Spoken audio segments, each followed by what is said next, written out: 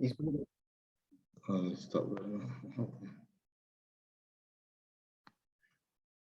on a lot of people, let me see here. A lot of our people are actually beginning to see this crunch. It's financial. It's all from every facets of life right now. Things are beginning to get difficult for everyone. And so therefore now we have to decide exactly where will we place our trust.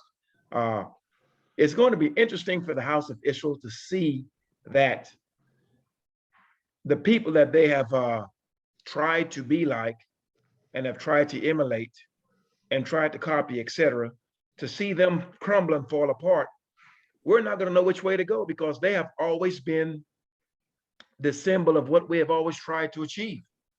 And so when we see them start to fall apart, then we're going to realize, well, maybe that's not the way, which is kind of interesting to me because for the way we have been treated in all these many lands, why would we try to be and to emulate the people that have mistreated us is beyond my comprehension. I think it's because it is the way out of the poverty trap, that has been plaguing us. I mean, as part of the curses. But if you act more like the enemy, if you wear the suit, and you speak like them and all that, yes, well then you might sort of get a few of the nicer crumbs off the table, True. True. But as you say, that model's breaking down, and those people are realizing that well, they're not going to be treated any better than us, because one drop of Negro blood makes you a Negro. And all these so-called white people out there are considered less than by this system. So they're not going to get any better treatment than we are. Yeah, and that'll be shocking. Well, you're seeing it already, aren't you? Well, we all are seeing it. Yeah, we're seeing it. Many of us refuse to acknowledge what our eyes are actually seeing and want to play silly, but we're certainly bearing witness to it. I think I saw a couple of cases in America where police shot a white boy, and now that cop's going to prison for murder. So well, when was the last? I think the white people over there who think that they're almost invulnerable, that must have been a huge shock to them to see that the police now are killing them as well.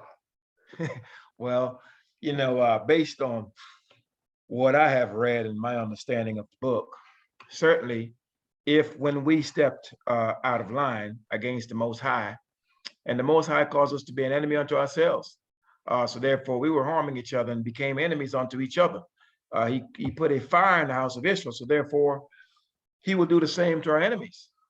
He's going to put that same fire in the midst of them and their families and their houses. We're clearly seeing the hypocrisy of the nations, and it's being laid bare before our face. The untruths, the unrighteousness, the flat out wickedness, and the refusal to acknowledge wrongdoing by our enemies. I think they're going to continue to be stout-hearted as the Pharaoh did until they're absolutely destroyed, or very close to it, where they even consider their ways and their doings. But I do believe that we're seeing more and more of our people who are actually considering Christianity and everything else that they've been taught. And also I believe that this message is also spreading to the Europeans as well, for them to consider. But it's a little tougher for them because they have to first admit and acknowledge that they have wronged a specific group of people. They will not acknowledge that. For if they are to acknowledge that they have wronged us, next they will have to make a determination or ask the major question. And okay, well, what is the penalty for what we have done? For they are not willing to pay. If you wrong a man, not only are you to apologize, but you are to make him whole. And what they're not willing to do, they're not willing to neither apologize nor to make us whole. So I think the Most High is going to have to step in on our behalf for that, because they will not do it willingly, just like the majority of the house of Israel will not turn to righteousness willingly. I wonder what form that's making us whole will take, because it certainly shouldn't be in the form of paper money, because that's worthless. You know, what form will that be? There's no gold anywhere anymore. So what will that be? Well, Escalate. you know, I'll tell you what. Certainly, the Most High's currency is peace and y'all bless, brother Emya. He probably can't hear. No, he's just muted. Okay. Hey, Peace, I'm having difficulty. Yeah, where I'm at right now, it's not good service, so I'm just gotta bear with me. I'm gonna do the best but it's going in and out. Even earlier, I couldn't hear nothing, and I couldn't sound on. So Yeah, he's got the alien thing I'm happening. gonna do the best I can. But peace and y'all bless everyone. How everybody doing? It's going in and out. Yes, Yeah. in and out, brother, You're but the we can robot. kind of pick you up. Okay, yeah, I'm sorry about that, man. I'm gonna just be attentive, but I don't know. I don't know how much I'm gonna be able to bear with this, man. I'm in a new spot now, and the Wi-Fi. I'm back by the mountains, so Okay. you know, the closer you get to the mountains, the worse the Wi-Fi gets. So, but how everybody doing? All is well, brother. Peace and y'all bless. All is well. Yeah, I was going to say, a lot of people won't admit what they've been doing, because a lot of people were saying this wasn't me. I didn't do anything. It's the ancestors. Well, it's still the same bloodline. But Yeah, I mean, you know, brother David mentioned what will it take to make us whole. Now, the thing is that no amount of money, certainly money will certainly help, because we're at actually the bottom of the economical spectrum. But we're seeing clearly that the dollar is being phased out. We're seeing it's losing its value, and they're switching to other means of currency, as many of the nations are getting ready to pretty much turn their back on the financial system here in the West. So, you know, money is certainly not it. The gold and silver that they have been stockpiling, the wicked man has been stockpiling all of his riches, the gold, the silver, the rubies, and the diamonds, for the righteous. So that will be our payment.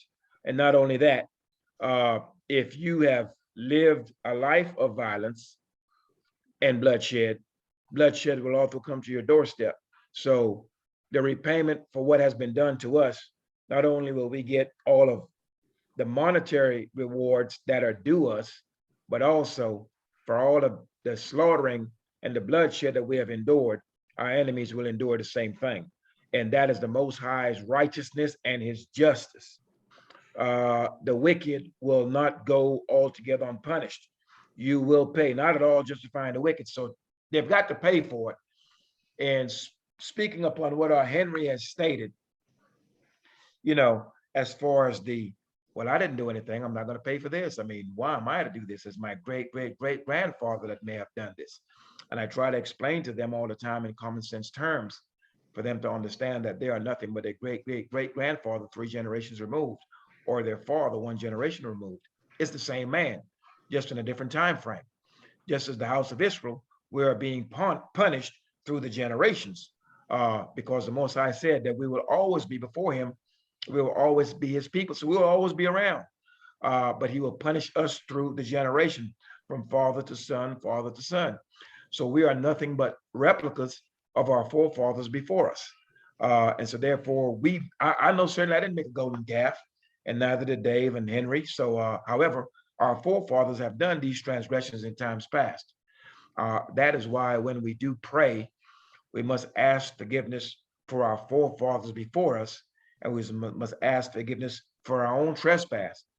because to ask for the trespass of our forefathers is simply to ask for our trespass in times past. This is what I did last time. And now I'm come awake in this generation. I'm able to see my seed. I'm able to look through the lineage and acknowledge where I have been wrong in generations past. So they have not quite gotten to that understanding yet, because they personally feel as though they're somehow void of responsibility and somehow separate from their fathers and their forefathers before them. I have two points on that.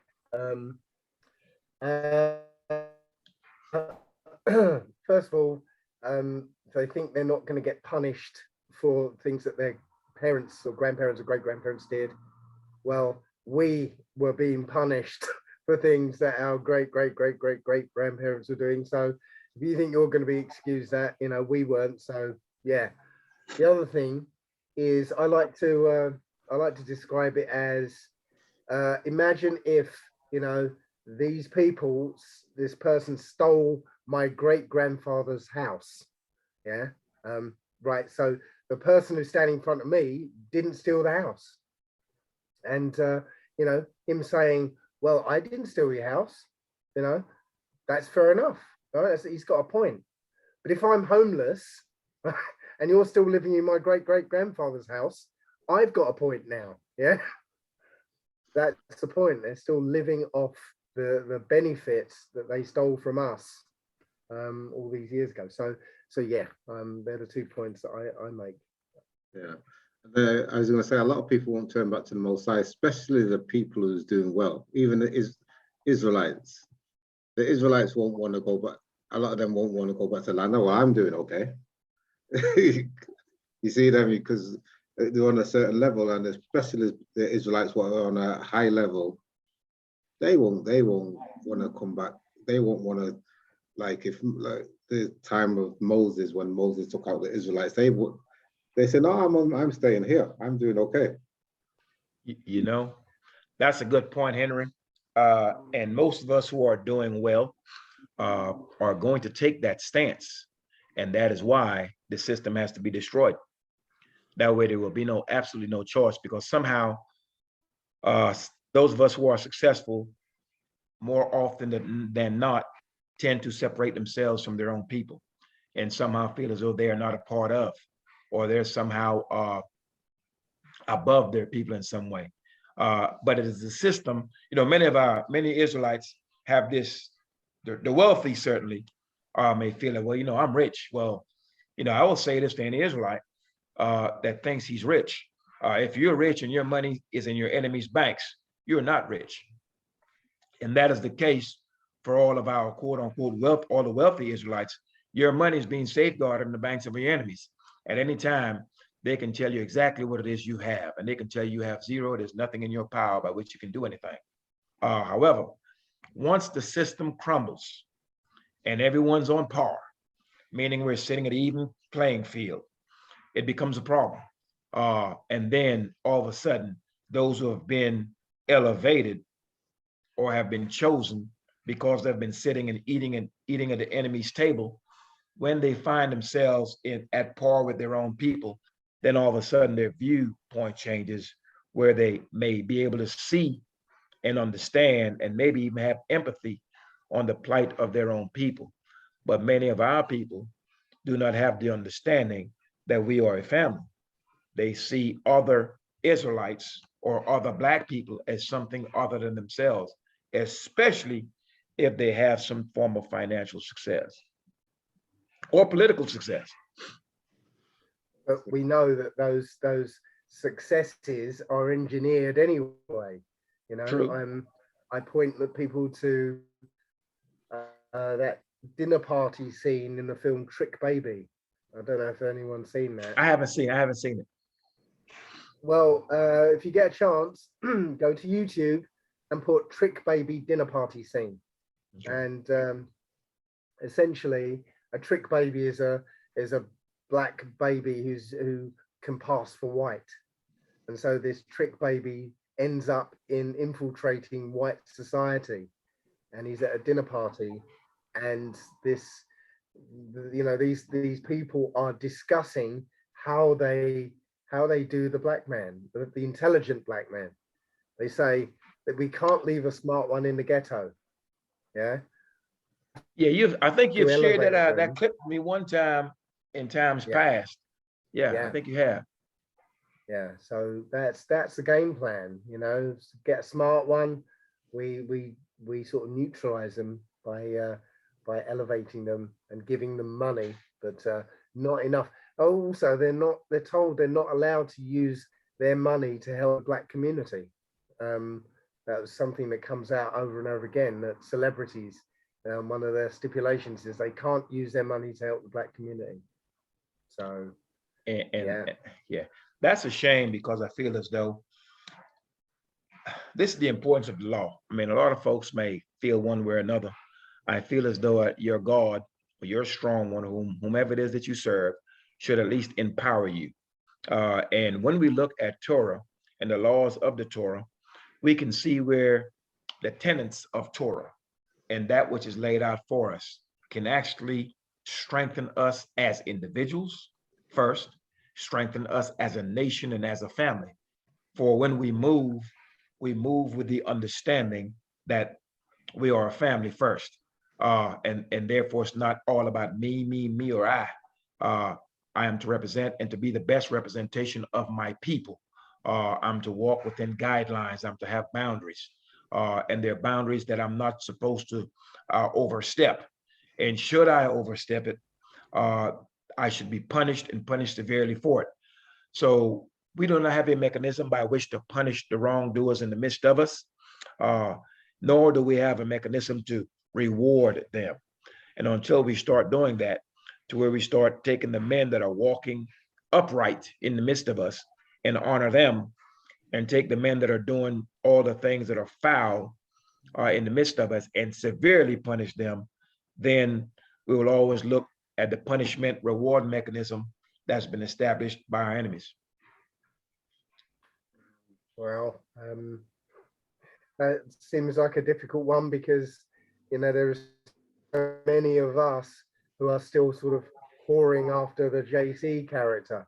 Yeah. So there's a lot of punishment that needs to be going out, really. And you know, even to this day, they have no idea.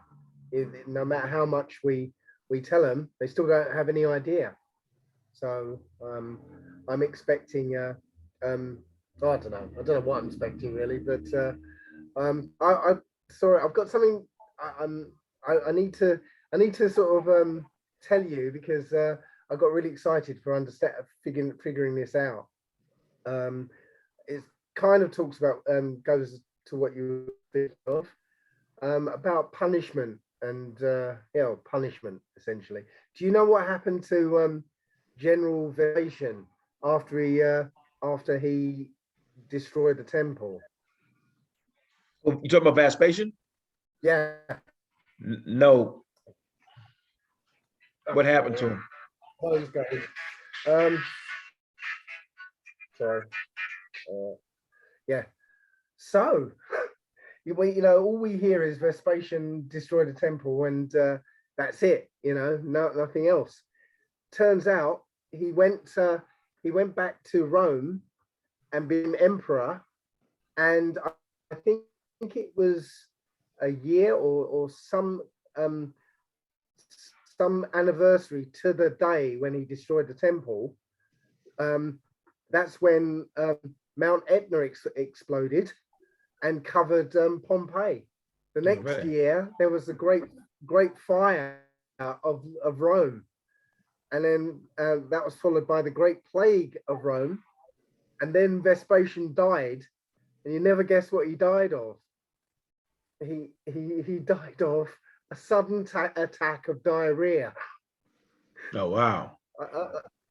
I think the Most High had a bit of a sense of humor. Sorry, excuse the rudeness, but he died of the shit. Wow. Yeah, I didn't know that. I didn't know that. Yeah, I didn't know that at all. I was shocked. I was shocked to find that that Pompeii was linked. It was literally, as soon as he went back, and it was on an anniversary of the day that he destroyed the temple. So I don't think there's any doubt that's the Most High paying him back.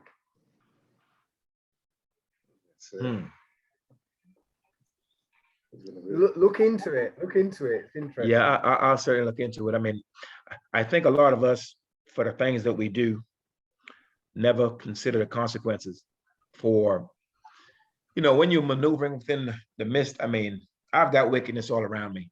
The Sabbath day is it's a great day and the best day for me. Not only am I able to rest, but I'm able to withdraw myself from all the foolishness that's around me at my job and everywhere else. The wickedness is off the charts. But to be able to withdraw from that it's a great thing. In a society where wickedness is actually prevalent, and it is rewarded, most people, when they decide to consider to do a thing that's wicked, there is no, well, this could end bad for me, or this will not go well for me, or I will be punished severely for this. That consideration is not taken for the simple fact that everyone else is engaged in wickedness. So therefore, the wicked man feels as though what he's doing is acceptable and normal.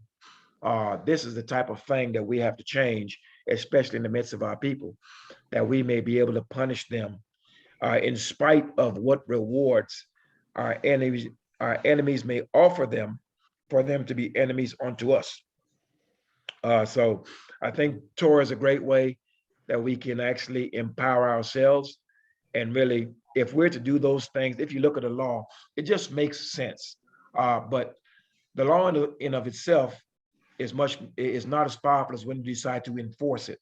And many of our men are unwilling to administer justice. People have been taught this Christianity, turn the other cheek, let a murderer go, let a liar go, let a killer go, let the enslaver go. We look at the case of South Africa, for example. When they had an opportunity to take all of those Europeans that have murdered them, stolen their lands, et cetera, they settled for a peace and reconciliation type deal, if you want to call it that. And then after doing this, you've been given the gavel to hand out justice to your enemies. And then when the Most High give you this gavel to administer justice for the injustice that were done unto you, you decided that you don't want to enforce any type of justice. You don't want to enforce any type of judgment. And yet you want to stand there and complain that you are being treated unjustly. And this is the double standard of our people all over the earth. We're unwilling to enforce justice and judgment, but yet we want to cry out about unrighteousness. And it is no surprise to me that those that are in South Africa still have the boot on their neck, for the simple fact that when the gavel was given unto them to do the righteous thing, which is to punish the wicked, they absolutely refused. It happens in Australia with the Aborigines. They've got their own law, but I think when they try to enforce their own law, then the European law comes up on their head. But if somebody commits a crime in their society, that crime could mean that person will get killed. And so when they enforce, because it's their land, so they see that, and it's their own law. But then the Australian law tries to punish them for implementing their own law. Well, I mean, we all know that those people are nothing but British people that have stolen those lands. Yeah. And when they speak to us as if we're stupid. I'm from Australia. No, you're not from Australia. I had this discussion with it was a short discussion. A gentleman that was an Afrikaner from where was he from? South Africa. And I asked him, I said, where you from? And he told me, but he's from South Africa. I said, okay. I said, well, because he had his name on his shirt. I said, your name tells me that you're European and you're Dutch based on that name. Where are your people from? You may be born in South Africa. Where are your people from? And then he told me his people were from, I want to say they were from Holland. But there's this game of semantics that they like to play as far as, oh, well, I'm I'm from South Africa. No, you're not. You're not native to South Africa. You stole those lands. And when they're reminded of that, somehow they want to be upset when everything that we present before them happens to be the facts. Many people do not care about facts anymore, nor do they care about truth. And it's very difficult to deal with someone who refuses to acknowledge the fact and refuses to deal with the truth. Absolutely. I too was talking to somebody just 2 hours ago about the same topic, and what I was noticing was she was actually trying to use anything she could say to refute the things I was saying about about blacks in Britain, because this person was Scottish, with proud of her heritage, and I'm trying to say that your heritage, what you think it is, yeah. And yeah, I had the same uphill battle, but what we're going to see is an awakening even among them, to say that, to realize that, you know, actually they're not who they think they are. And on the subject you were mentioning, there's a picture from, I think it's the 1950s, of South Africa, and there's a picture of a white woman on a bench that says Europeans only on it. So back in the 50s, they knew there were Europeans, but now they're South Africans. Yeah. Yeah. You know, that's amazing, because they have changed their names everywhere they've gone to, which is amazing.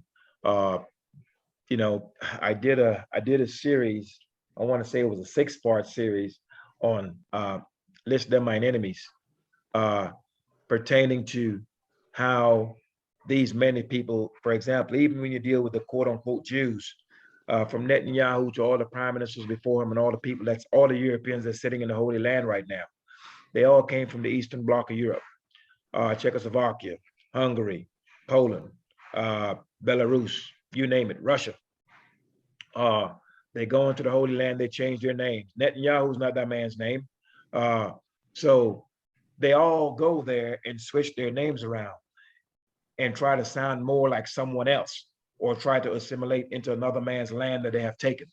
Many people have come here and have changed their names. But the children of Israel, we have not done so. As far as legal, some of us has legally changed our names, and I may look into doing that here at some point. But they're trying to hide and disguise themselves as for who they really are, and to call themselves Australian, American, and everything else. And there's no such thing as an Australian in all the families of the earth that's listed in Genesis chapter 10. So they're trying to hide. However, their characteristics and their behavior shows exactly who and what these people really are.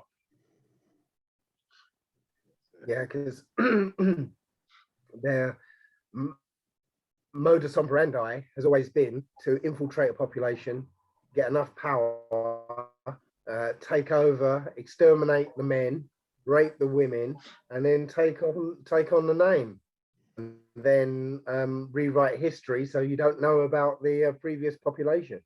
So, you know, we're seeing that at the moment unfolding in America and Australia, as you say. And if everything carried on as normal, in another couple of generations, the children might not even know about the original Americans and the original Aborigines, original Australians.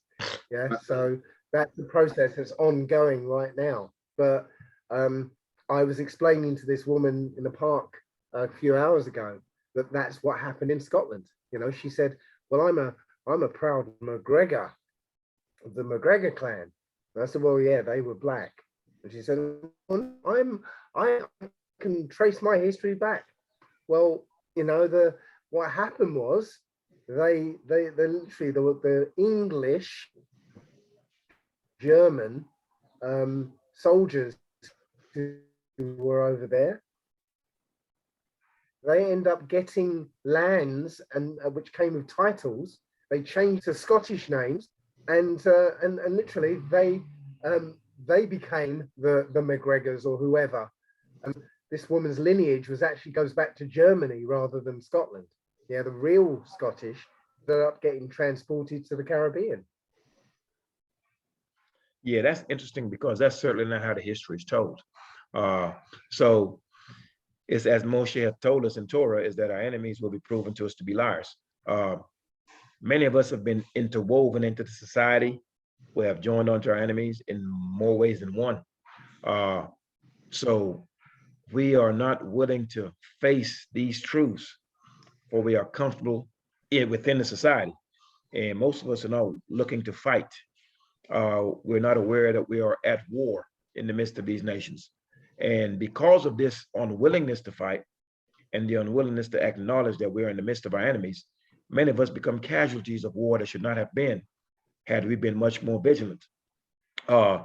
We are not to go around hating anyone, that's for certain, but we are to understand the history of what has been done to us and to understand that we're not in the midst of our friends, and to be able to speak boldly about that, and not to be to where we're willing to acquiesce and play stupid, being unaware of what's being done to us currently and what has been done in times past, and to acknowledge exactly who we are, where we are, and who we are among.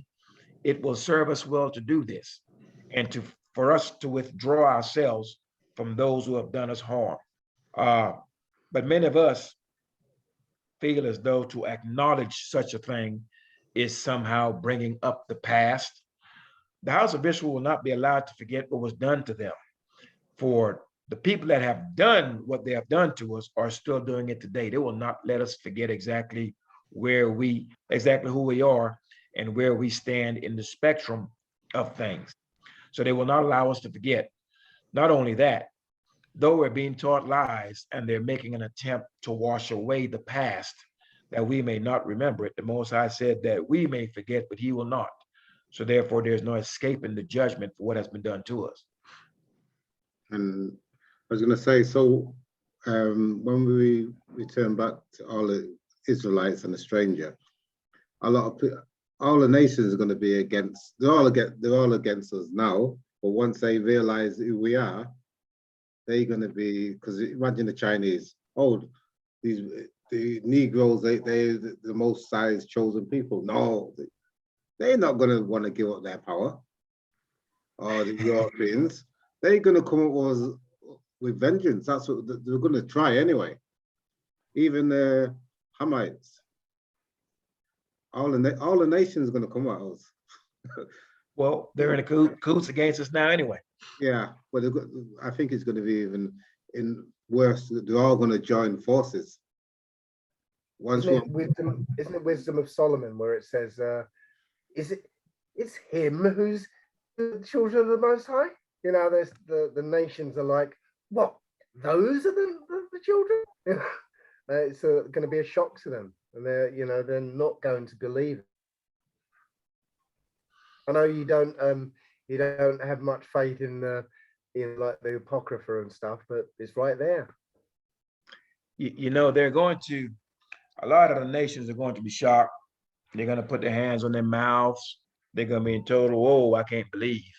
However, the only ones that really can't believe is going to be the ones that's going to be destroyed or be close to it.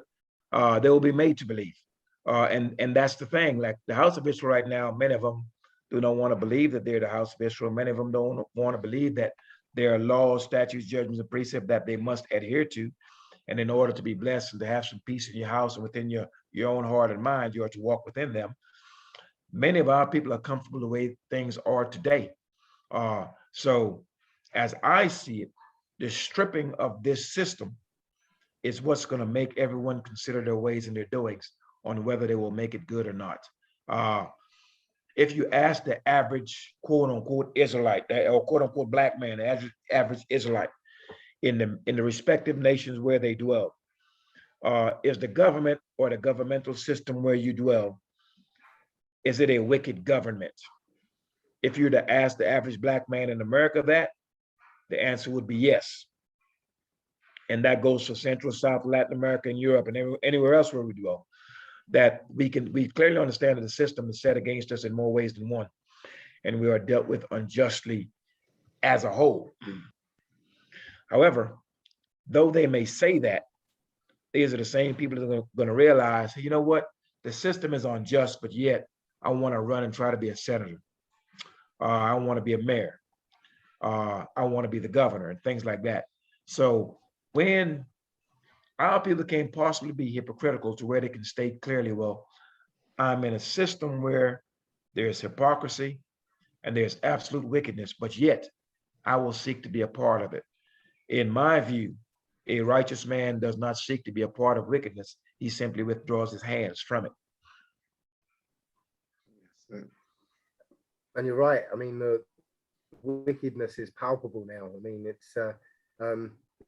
it's everywhere you look, there's wickedness. I don't watch them, but every time I come to face with it, I see the wickedness coming out of it. All the shows are about demons and things. Even looking at the front of cars, all the cars look demonic now. I don't know if you noticed. Back in the old days, cars had happy faces on them, but now they're all very demonic with these sort of evil, angry eyes and things. Yeah, maybe I'm just making this up, but it just seems that everywhere you look, it just seems demonic. It seems like they're really turning up to the trying to reach the higher levels fast, because they know that this is the time of the Israelites going to reach out. So they're trying to push their like transgender and all these other genders. They're trying to push it and trying to kill as many of us as possible. And you can see it. It's really a big push now, what they're trying to do. You know what, Hank? It's amazing that here in America, you can take some of our people and ask them plainly, define a man or define a woman. And they'll actually sit there and play stupid, fearful of what the establishment may think of them. But I understand that the Most High is not before them. Therefore, they are not strengthened before their enemies. And what the law will do, the law will strengthen you against your enemies, and it will protect you against your enemies. But many of our people are very fearful to stand clearly in their lot and say, you know what? A marriage is between a man and a woman, and there is no such thing as procreation between two women or two men. And it's absolutely disgusting behavior, and punishable behavior, abominable behavior. No one is going to stand there and say that. They're actually playing stupid, and that's a shame. And I hope more of our people will stand up. But a lot of our men have absolutely no spine. And once again, they're not strengthened by the Most High.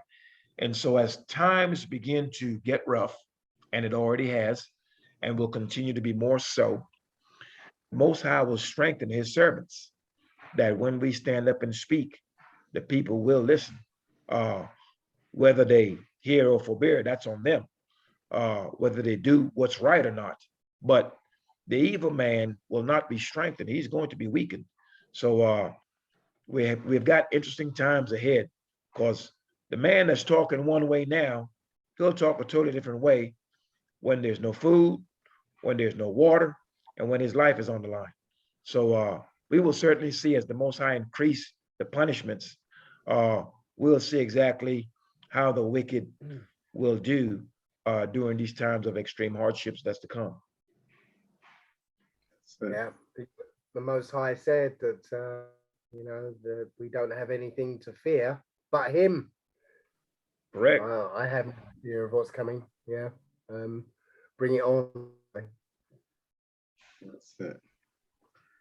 Well, I think a lot of people, they don't know about the Most High, and they don't know what He can, the Most High. The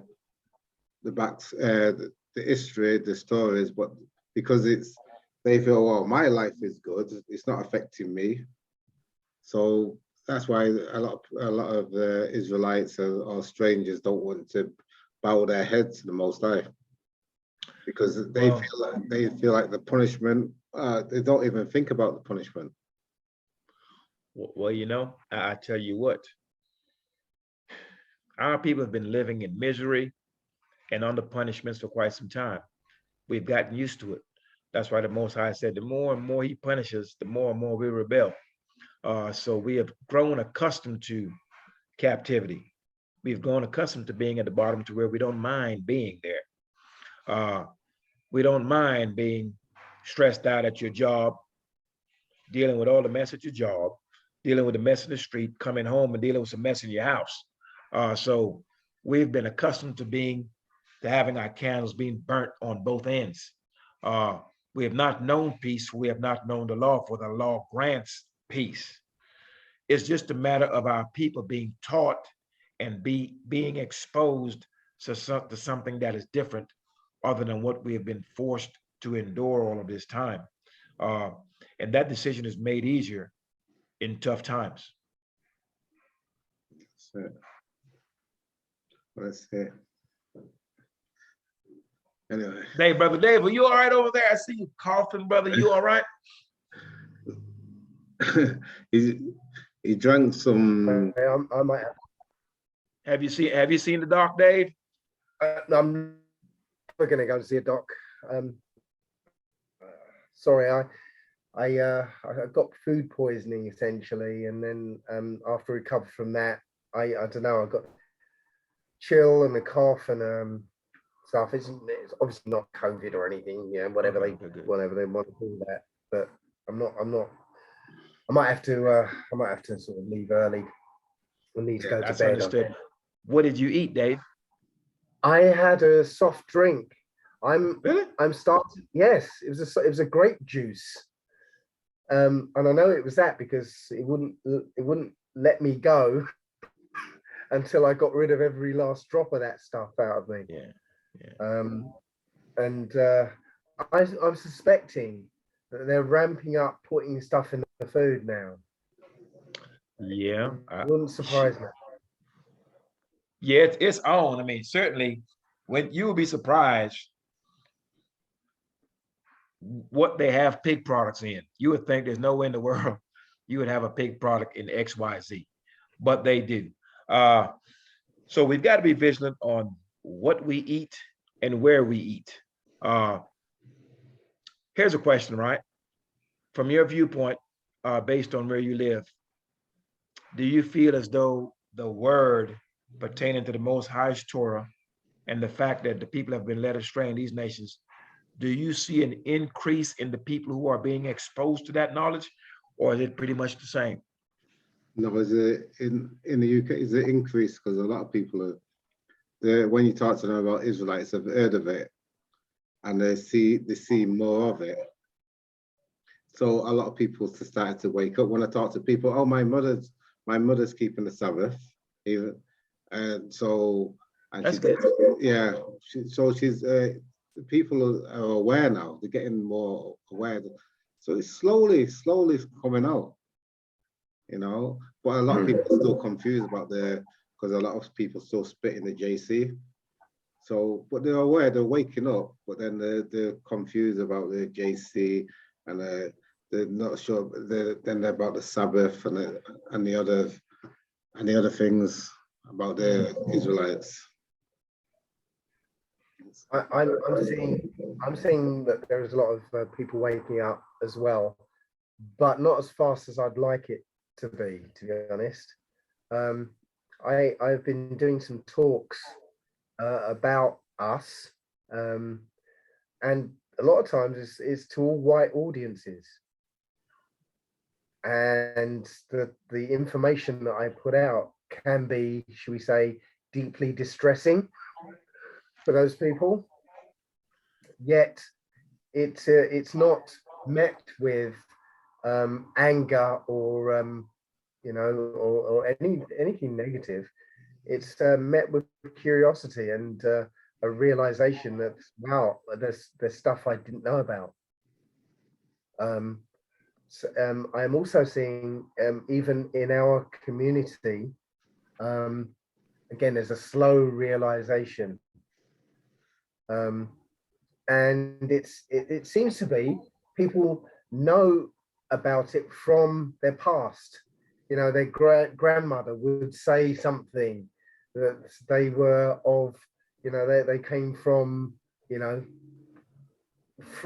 they were Israelites or something like that, and they ignored it as a child, and now it's sort of bubbling back into their consciousness, and it's like, well, like, yeah, I knew that, and my mum used to, or grandmother used to tell us that.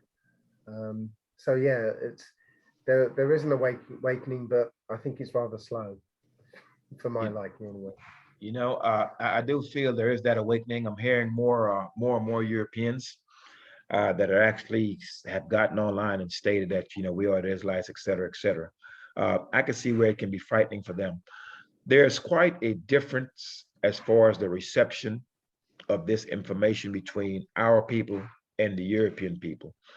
You know, our people are quick to refute anything you say, even without any knowledge, which is most amazing. Uh, if you speak to a man pertaining to the Most High's law, one of our people, and present this information to him, you can deal with a man who have never read the Torah, and he's going to argue you down and want to fight you over something that he has not even looked over, he's not considered.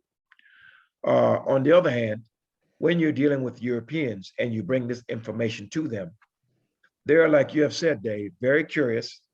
They're not going to argue with you. They're not going to start any type of fights with you. They're going to listen to what you have to say carefully, take mental notes, go read it, decipher it if they possibly can.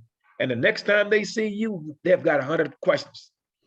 But our people, in my experience, is any information that's new to them, they absolutely refuse to hear it, will not consider it, and they are unwilling to have any type of open discussion about what they quote unquote believe, not what they know, for they have no knowledge, for they have not gone into the text to read it for themselves. They're going off of what grandma and grandpa told them and what they heard in the church, but they have never for themselves sat down and say, you know what? If my salvation, if my life is going to be on the line, let me at least go in here and see exactly what it says and exactly what it is that I have to do. We still have this mindset to where we can get something for absolutely nothing, and most of us want something for nothing. We don't want to do the reading to say exactly what it takes for us to be quote unquote holy. Are there requirements for that? There's a discipline, there's a line that you must walk. And many of our people have become one unto their enemies.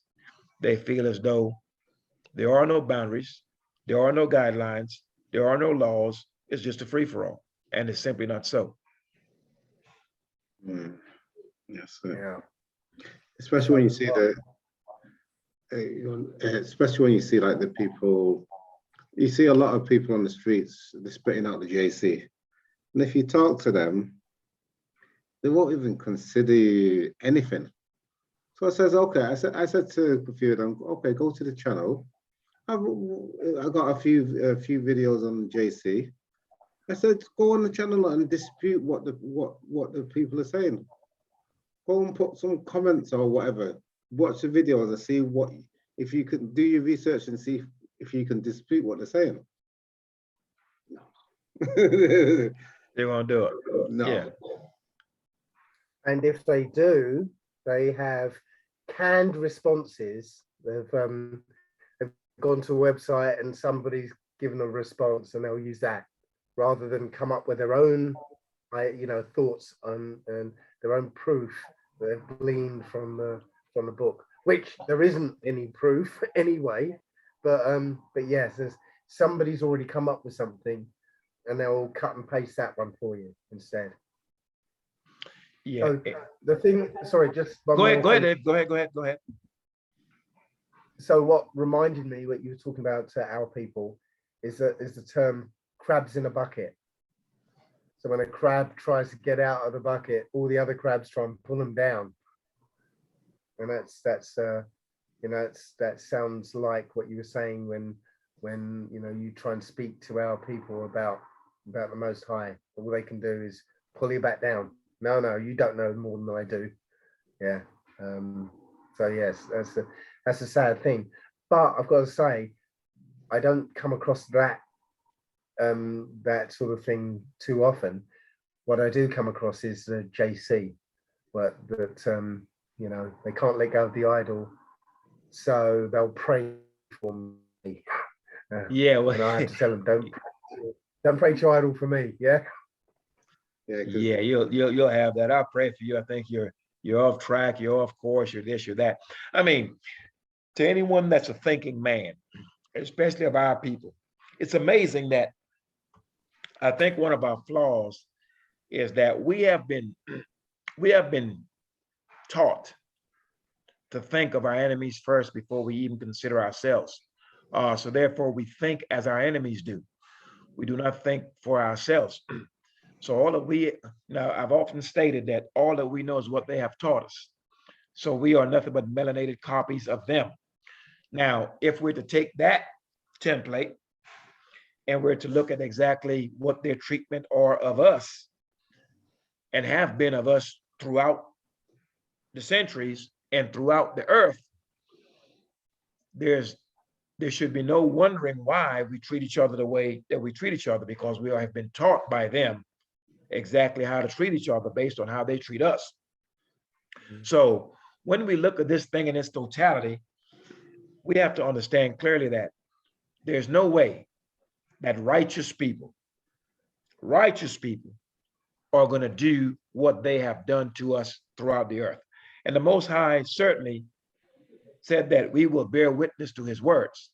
So we can see clearly, we have cameras, we have newsreels, we can go through the records throughout the entire earth to see exactly who have been enemies unto us and exactly what they have done. However, our people are not willing to deal with what is factual. We have been living in a fantasy world because it is it's a means of a buffer zone for us to deal with the realities of our plight each and every day. We're always looking for escape hatches. Some of that can be substances, alcohol, etc. And some of it is just basically just lying to ourselves and being unwilling to confront those who have done us harm, and to acknowledge that harm has been done unto us. So we're kind of maneuvering as if we are on par with our enemies, and absolutely nothing in the midst of us is wrong now or has been done wrong in the past. Well, it's a bit like what you were saying earlier, that we kind of live in a land of make believe. That Yeah. we know the truth. We intuitively know what's going on, but we're going along with the game of pretend it's not happening. You know, and I think there's programming involved for that. I think Certainly. you know. Sorry. Certainly, yeah. I think even the whole Santa Claus thing is, you know, it starts with children, you know, saying lies are acceptable and it's okay. Let's just pretend it's true. And you know, and I think we train our children to just go along with the lies and pretend it's true, and you know, pretend that nothing's really going on. And I think the whole society that we live in, you know, is based around that. We think, you know, we all pretend there is no racism, especially in this country. We do that. We pretend there isn't racism because in this country, racism is always undercover. It's always, you know, we're not going to do this to your face. We're just going to go around the corner and stab you in the back while you can't see. And do it subtly, yeah. Do it subtly, so you can't ever tie it back to us, you know. But you know, we all know it's there. It's like when there's some atrocity on the street, somebody gets murdered horribly by police, and everyone's like outraged. Why does this happen? Aren't the police getting trained properly? You It's like, come on, you know what's going on. You know that this is what they're doing. This is what they've always done. Doesn't matter the stories they've told us. Yeah. Yeah, it's yeah. So yeah, Anyway, this when I say racism, and it's different over here. It's modified over here. It's the whole of Western society. That's what Western society is. Essentially, it's Esau versus Jacob. It always has been. You know, what most people call racism, I call unrighteousness. And, you know, our people continue to call these individuals who are killing our sons in cold blood, have been hanging us. I mean, the bullet is the new rope. And back in the old days, it was a rope. Now it's the bullet. It's cheaper. You can get about a box of bullets a whole lot cheaper than you can get a few feet of rope. So the bullets are cheaper and it's faster. A father teaches his son, I've stated that before, an unrighteous man can do nothing but teach his son unrighteousness. And a righteous man will teach his son and his children righteousness. So we are in the midst of the unrighteous. They have no conscience, what they're going to do. You know, racism is, you know, if you're going to actually deny a man a job based on how he looks, or beat a man up or kill him based on how he looks, that's not racism. That's ungodliness. That's unrighteousness. That's wickedness. And we are in the midst of wickedness. Not only that, many of our enemies, as well as many of our people, you know, in our communities, the thing is that ain't no snitching. In other words, you see a man kill another man, you're supposed to turn a blind eye to that and act like you didn't see it. And same thing goes with when a European man murders one of our people in the street. It's in cold blood. And all the Europeans are acting like, well, you know, he was justified in killing him for X, Y, Z, when they can see clearly that what was done was unrighteous and unjust. What I would like our people to know, and any European that's looking at this to know, or any person for that matter, that when you take the opportunity to turn a blind eye to wickedness and unrighteousness, and you will not point it out, nor will you punish it, the Most High will deal with you and your house. It is not a penalty-free offense for you to see wickedness and act like you didn't. To be in a position to point out wickedness and not do it, and to turn a blind eye and to act as if, well, that's not really what I saw and that's not what happened. So do understand there's a price to pay when you decide to turn a blind eye to wickedness and to pervert justice. And that goes out to the Israelite as well as the stranger. Yeah. Well, going to common law. So common law is essentially the Most High's law, sort of boiled down. You know, the common law view of what you just said is if somebody's getting murdered over there in the corner there, and you stand by and you don't do anything, then you are a party to it. Correct. You're partaken in that wickedness.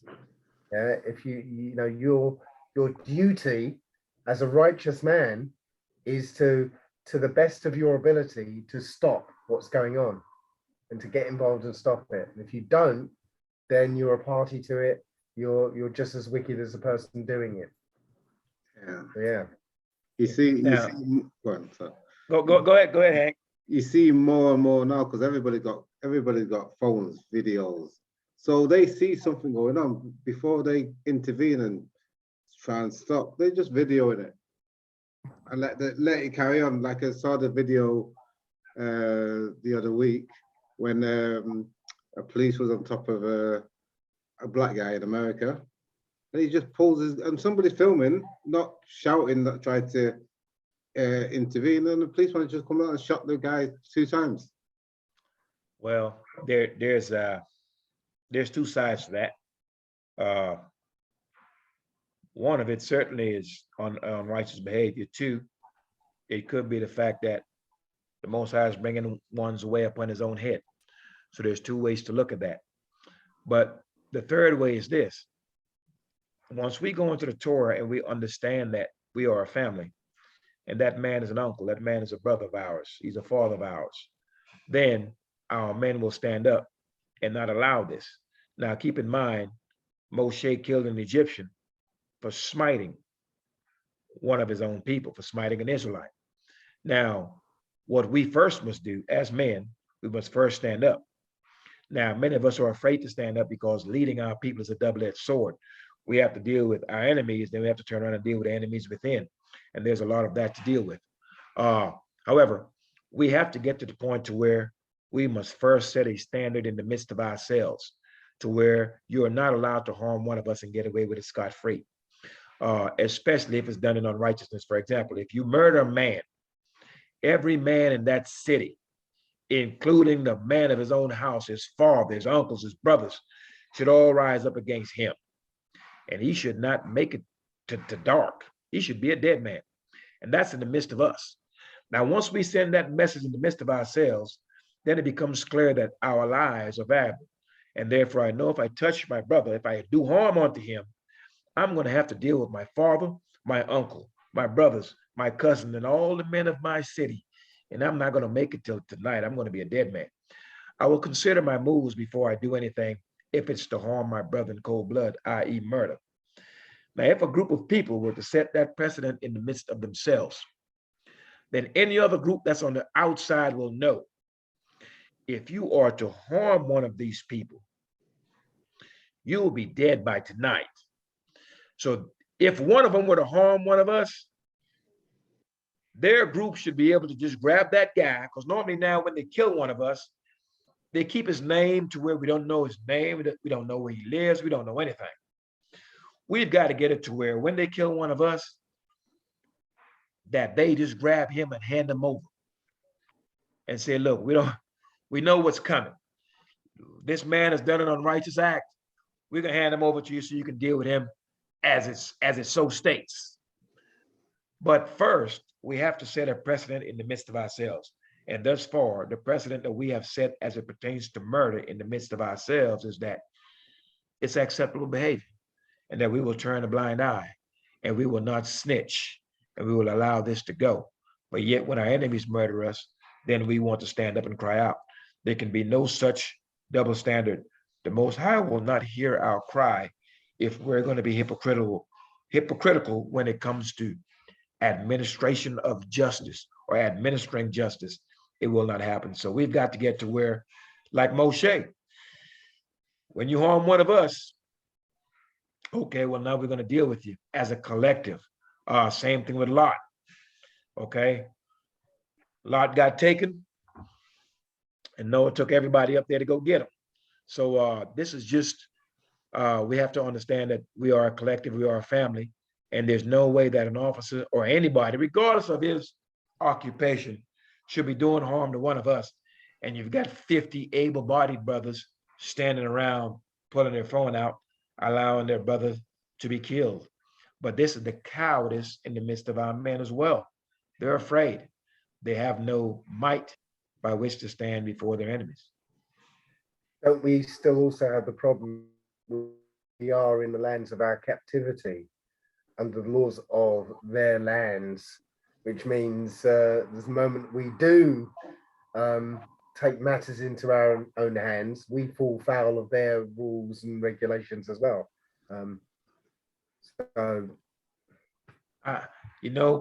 I hear your point, Brother Dave, but here's the thing, right? Is if we're walking in Torah and we're adhering to the Most High's law, statute, judgment, precepts, then our hands will be strengthened. Simple as that. So you have the mafiosos do it all the time. You kill one of them, they go kill one of the gangsters do it all the time. You kill a gang member, the gang retaliates, go kill someone else or two people from the other side. So we have this every day here. So it's nothing strange. The thing is that there's no law that trumps the Creator's law. And if we're to walk therein, we will be strengthened against our enemies. We have seen what the Most High has done for our forefathers in times past. Though they were in the land of their enemies, they were still strengthened because they walked in Torah. So I'm thinking that our circumstances can certainly change if we would just adhere to a standard.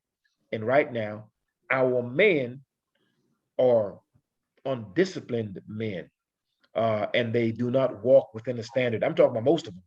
And I say most for the simple fact that we are in disarray as a people and as a nation, and that falls strictly on the head of all of our men. Yeah. Well, one of the things that I'm doing at the moment, hopefully, I'm helping to train our people in the Black community, in London and possibly Birmingham, on being what's known as the peace constable. So the community will have people, a group of people who are voluntarily helping to serve and protect our people. It will be their part-time job to do that. So yes, that's an initiative that seems to be gaining traction over here. That's go ahead. I was just going to say, the uniform turns out, I designed a uniform, and it's exactly the same uniform as the Guardian Angels back in the 80s. Dave, I believe I've seen a photo of you in that uniform. I haven't checked the video out as of yet, but I did see a photo of you come across my feed. I'm just going to take some time to look at that. I did see the Peace Constable thing on there as well too. So I'm going to take a look at that, Dave. As far as the peace thing, right? Many of our people are unwilling to fight, like I've said before. They feel as though even in times past, we were commanded to fight. David was a warrior. He had to subdue his enemies in order for his son Solomon to have peace. Somehow we think, once again, let's get something for nothing mindset. It just doesn't work. It's unrealistic.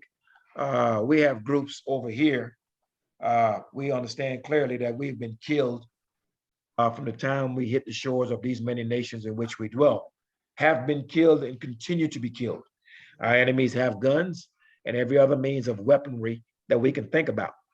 So when a group of Israelites decide to say that, you know what, we don't need any weapons, or we don't carry any weapons, all you simply have this is, to me, it's my opinion, all you have just made plain is that you're unwilling to fight and you won't fight.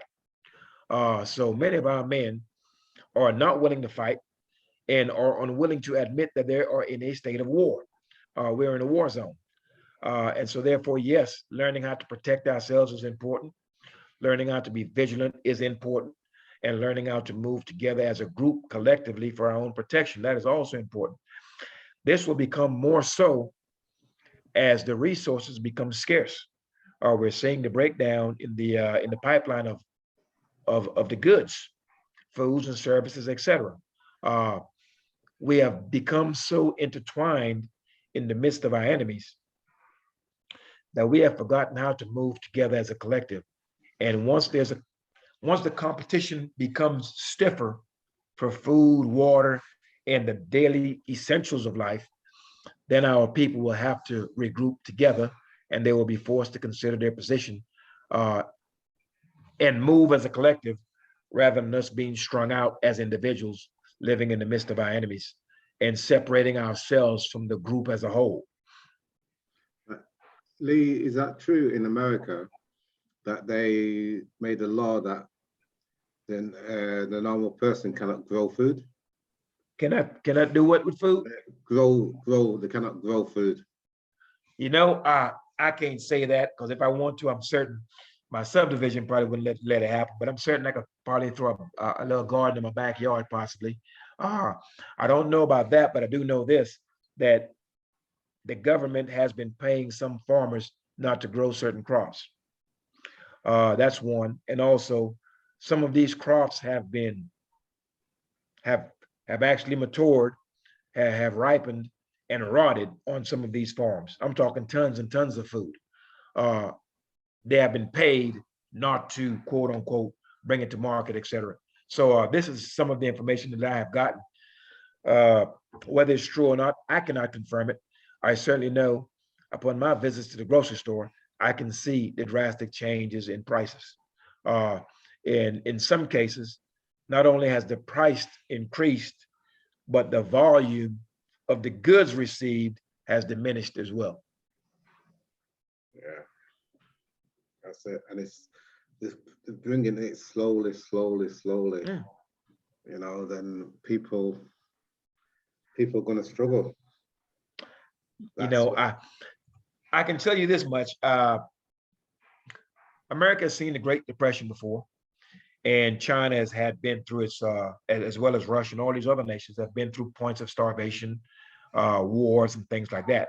So, you know, the average man would say, and I wouldn't blame him for saying this, hey, look, this is just another downturn. America has experienced this before.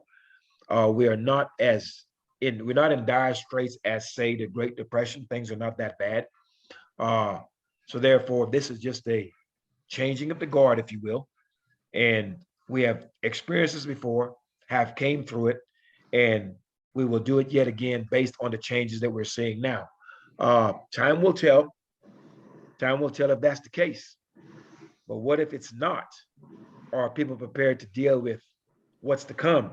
And my gut feeling is what we have been accustomed to in times past will no longer be. Because like Bill Gates, he's bought so many seeds. They bought all the seeds, so it's going to be a different time because you can't even get the seeds to plant. Yeah. They've got. He owns a lot of land as well. So A bunch of it. Yeah.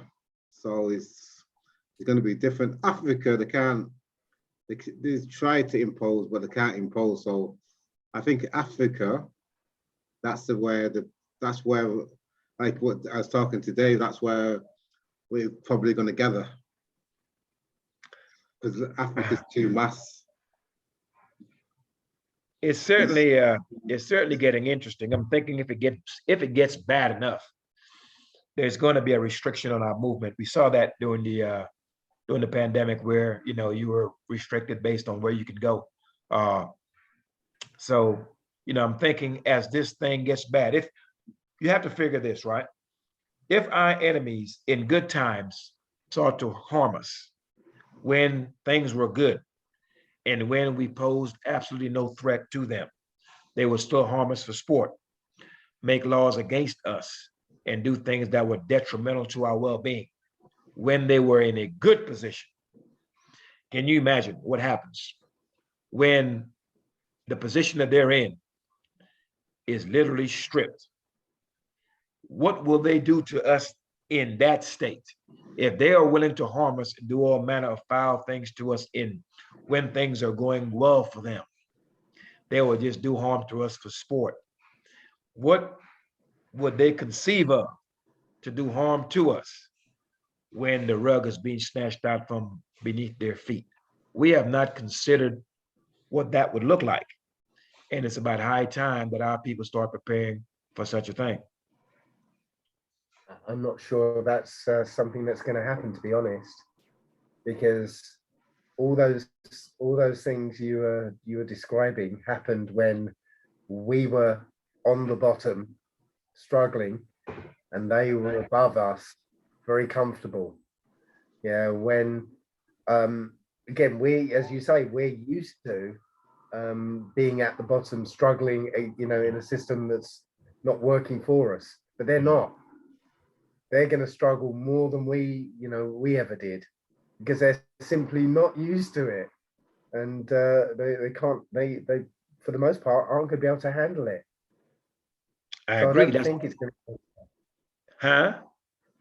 So I don't think it's going to work out that way that you say that. I don't think it's going to be that they're going to be more wicked towards us, because I think that time's over with. I think that time only works if they are sitting pretty, and they can sort of lord it over us.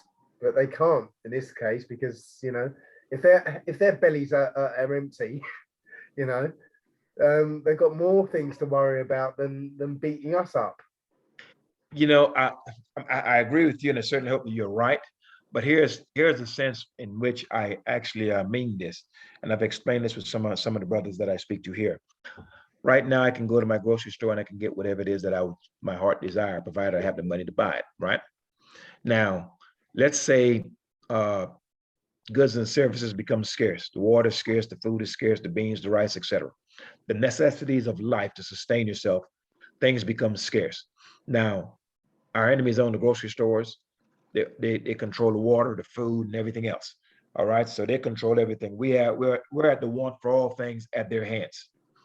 So it can easily be to where, as the screws begin to be tightened, that the food begins to be short in the water, that I may go to my local grocery store and they may be armed guards out there aiming rifles at me, telling me, you know what, you can't allow it. You're not allowed to come in here. You're not allowed to shop here. You or any of your people are not allowed to come here. Uh, that is the type of thing that I'm speaking of, to where that can be intensified to where, no, you can't come here and get any medication. You're not allowed to buy any. We won't sell it to you. Uh, you cannot come to this hospital. I don't care if you have your head in your hand. You understand? We will not serve you. You and your people are not allowed to come here. So this is the type of thing I'm speaking of. As things get worse, they will put more of a restriction on all the resources and the services, for they are in charge of it. Yeah, that's exactly happened in Ukraine. You get the black people been there for 20 years. Ukraine people first. Yeah. Kicked off the black people off the trains, off the buses. Even when they got to the border, Ukraine people first. They wouldn't even let the Africans or the Asians through. Well, only for the Ukraine people. It wasn't. Well, that's a case, Henry. That's a case of unrighteousness. We've seen it. You know what I mean? That's all it is. Look, I think our people just need to understand, we've taken many things out of the playbooks of our enemies. The one thing that we have ignored out of their playbook is they put themselves first. We refuse to do that. Now we should put the Most High first, for we need to maneuver with the Most High before us, because that's how we're guaranteed to win. But other people putting themselves first is always a shock to our people, because we've never done it. We consider other people's welfare before our own, but this is a condition of being in captivity. We must consider our master's viewpoint first before we consider our own. We must feed his children first before we feed our own. So I think Torah is a great thing for us to understand clearly. We put the Most High first, and after that, Most High and all of his laws, certainly, and after that is the house of Israel first. It's us taking care of each other and our own people, for we understand clearly that we are a family. We have been disconnected from that thought pattern, to where we are simply to actually cater to other people first, not even considering ourselves or our own people. And a departure from that mindset will certainly do us good. It will also put fear in the heart of our enemies, because then it will be very tough for them to coerce, to bribe, and to do anything that will cause one of our people to turn his or her back on their own people. Yeah, I've seen that, like the Black Panthers in America, that organization. That was a kind of, but it wasn't massive enough. It wasn't massive enough of the people. If thousands or million people came together like that, they couldn't have stopped them. You know, here's my thing on this, right? We've got many organizations that are quote unquote Afrocentric-centered or Black-centered organizations that have done absolutely nothing. Or their leaders have become wealthy, and there's nothing that has been done. One thing that frustrates me more than anything else is the constant talking that we do. We do a whole lot of talking, but ain't doing nothing.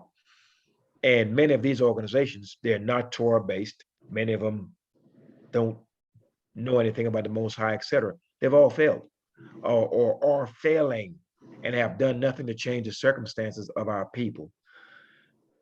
We can do the Black empowerment from an economical perspective, et cetera, but who's going to, at the end of the day, we're going to go back to the underlying theme, and that's the law. Okay, You're all on the same. You're all on the same accord. You're a bunch of Black Panthers. You're going to fight for the rights of the people. Okay, who's going to stop the murderer? What are we going to do about him?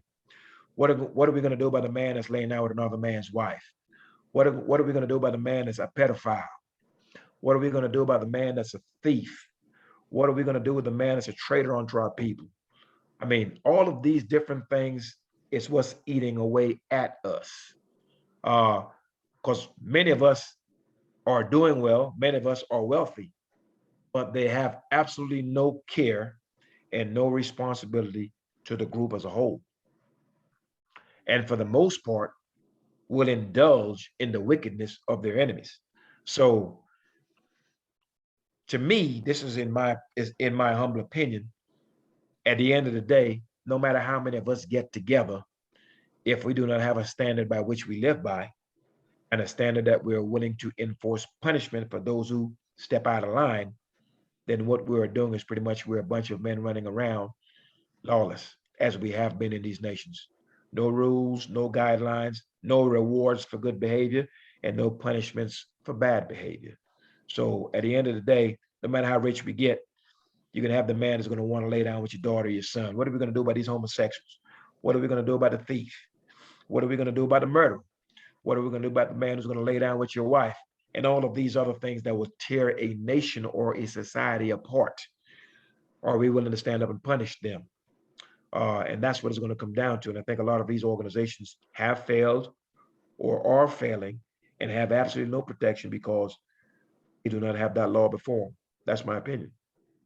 Yeah, 'cause they don't appeal to the Most High's law or No. or the Ten Commandments or the No. other commandments.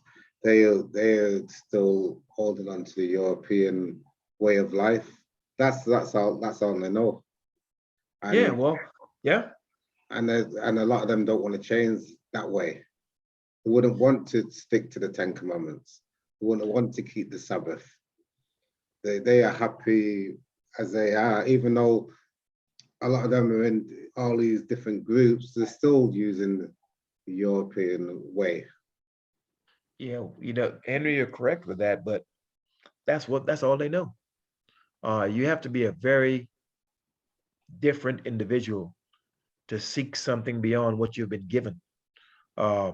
Meaning, it's easy to seek something else when you see that what you've been given isn't working.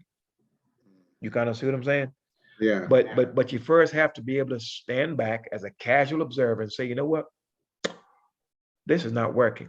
These people can't be who they say they are when I look and see exactly what they have done to my people and continue to do to us. Who are these people? Who are we? Why are we being treated this way? And why are they treating us this way? And once you start asking these questions, and I think the average Israelite, the average Black male in all of these many nations where we have been scattered and been held captive, have never asked themselves, why is it that I see the same strife and the same affliction of my people no matter where I go? Why is that? And let me look into that. Certainly, all of us are not stupid.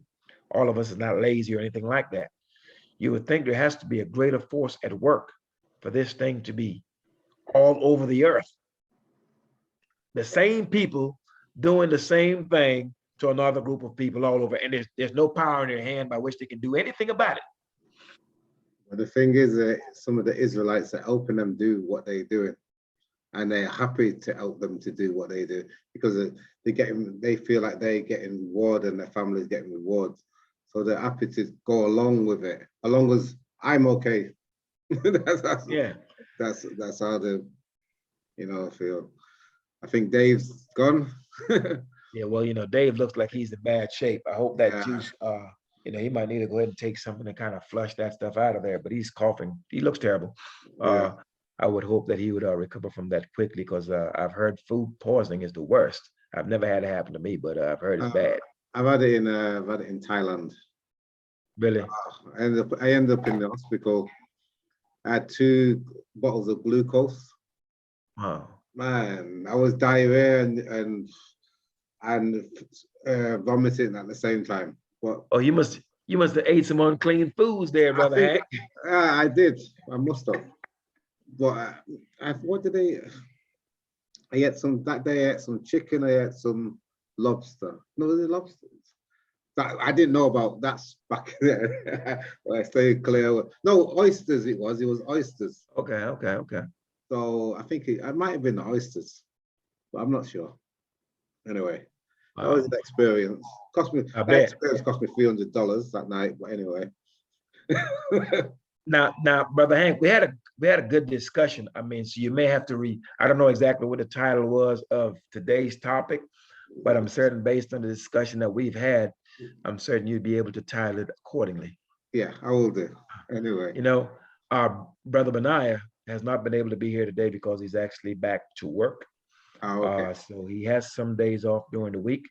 So hopefully on our next session, we'll be able to get him involved because he would have liked to have been here, but he's on the grind right now. So he wanted me to tell you all peace and y'all best to you as well as to the listeners that actually come and visit at this channel that tunes in from month to month. The question is, what's going on with our brother Yisrrael, man? Where's that young brother going? I tried to get him on Facebook. I can't get hold of him at all. Okay, that brother he may have slipped back into the darkness. Yeah, I don't know. Anyway, let's see. So until next time, I'll organize soon a next discussion. I want to do a discussion on the location of the land. Is it really in Israel? Yeah, that's a good one. Let's do that. Let's do Yeah, that. because I've seen some videos, what they're saying, it could be at the bottom end of South Africa, going towards Namibia, Mozambique. And what would our enemies really truly tell us where they actually land is? Because they are not stupid. The enemies. Yeah, that's a good one. And then would they really tell us if it was in South Africa? Because if they tell us that it's the bottom end of South Africa, then everybody in the world know that Israelites must have been black. Yeah. Yeah, well, I've seen a few videos here on YouTube that stated that it's in Utah. No, so and I don't know if you've seen that. I've seen that. I'm not really buying into that one, and I have my reasons, but they're showing you where Mount Nebo is and a whole bunch of different things. Actually, Google still has a map because the fella that actually did that actually pulled up a map and showed surrounding locations that's there in Utah to justify or to actually, to prove that indeed Judah or the land of Judah is in Utah and that Utah is actually the land of Israel, etc. So, I looked at that, I'm like, okay, you know what I mean? So, I certainly don't believe that, but no, I don't believe I like to listen to different viewpoints anyway, whether I disagree or agree. Because I've seen some videos saying that the land was the bottom end of South Africa. When Abraham left Egypt, he said he went south, but when he was leaving, it's confusing because they were saying when he left his land, when he left, he went south to Egypt, and when he left Egypt to go to the land of Canaan, he was going south. But then he got some other books what saying he went north. If he went north, that means he went to Israel, where it is now. But if he went south, he would have went down to the bottom where South Africa is. Well, when I'm thinking south from Egypt and places like that, I'm thinking of Sudan. Yeah, I'm thinking the lands where you have quote unquote black people. All throughout the Sudan area is where he would be maneuvering. I know one thing, and this is the gist of it all. If everyone, white, quote unquote black, especially those of the house of Israel, and anyone else, if everyone on this planet were to say, you know what, let's look at this Torah and let's walk in this thing. Just think of how different the earth would be, right? We've already got Christianity in the vast majority of these nations, and we see that these nations are in disarray. We see that the earth is in disarray. We see the destruction of the rivers, the seas, and the oceans. We see the wickedness of and the vile behavior of the people in the nations, and we see the lawlessness of the governments of these systems. So the Christian nations run the earth at this moment. Literally, they do. And the earth is in chaos. It's in a mess. It's wrapped and trapped in wickedness. So we know that that doesn't work. So imagine putting the Torah in all the nations to where you're not allowed to lay down with another man and get away with that foulness. You're not to lay down with another man's wife and get away with that foulness. You're not to lay down with a child. You're not to steal a man's savings or steal any of his personal goods. And if you were to, you will be dealt with accordingly, and you will be shown absolutely no favor. You're not allowed to steal another man's land and get away with it. And you're not allowed to stand there and bear false witness to our behavior and get away with it. There's a punishment that goes for that. So clearly, in my view, we know Christianity is not going to work. Based on the text, it's a lie. That's number one. And two, based on what we see from the Christian nations, we know good and well that's not the way to Most High. Well, all what you just said, that's what the Christians, so-called Christians, that's what's happening now, and that's what they want to happen. So they don't want to change because they are happy with what's going on. Yeah, they're not going to, but they're going to be made to. And that's the difference. The average Israelite don't want to change either. He doesn't want to obey the laws. He want to lay down with another man's wife when the man's at work. He wants to do that. So the average Israelite male is out of order. Now, if we weren't out of order, we would never have been in this position in the first place, in this predicament. The nation failed because the men has failed. So when we look around as a collective, when we see our young men as homosexuals walking around with skirts on, walking around with tight jeans hanging off their butts, figuring that jail is the thing to do, or beating up a young woman is the thing to do, or disrespecting an older man is the thing to do, and smoking dope and glorifying that is the thing to do. And a young lady feels that having different men run between her legs is the thing to do. And our young men feel as though running between the legs of the daughter of Zion as much as they could, as many of them as they could, that's the thing to do. Then that's a failure on the part of the men. And so therefore we have to, you have women that would speak to a man with absolutely no respect. Our women will do this. Some of our young people will do this. But that is because the man, for the most part, has not carried himself in a manner worthy of respect. So therefore, it still comes down, the men are the head, the leaders of all nations. Facts. And so in order for us to have some form of respect, we have to carry ourselves in a respectful manner. We have to enforce punishment, and we also have to ensure that we reward those who are carrying themselves in a manner that's favorable, that's respectable, and that's upright in the midst of us. But right now we have a reversal. We're attacking the upright and glorifying the wicked man. And we're going to have to change that, because that has been the way of our enemies. And we see exactly how that's going. It's not working. Okay then, Lee.